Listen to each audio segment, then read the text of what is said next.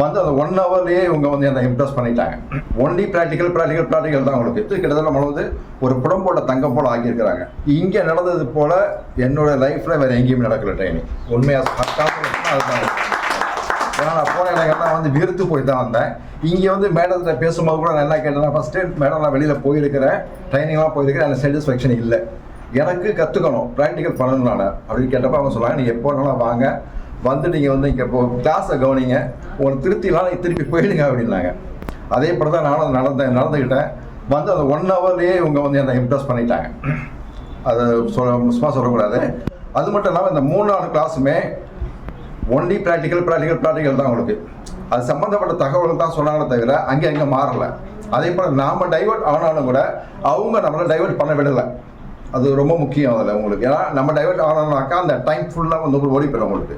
அப்படி இல்லாமல் வந்து ரொம்ப அழகான முறையில் நம்ம அத்தனை பேரையும் வந்து அவரை கைட் பண்ணி கொண்டு போய் என்ன தேவையோ அதை நம்ம கொடுத்து கிட்டத்தட்ட நம்ம வந்து ஒரு புடம்போட தங்கம் போல் ஆக்கியிருக்கிறாங்க. அதுக்கு ரொம்ப மகிழ்ச்சி சார், சந்தோஷம் சார்.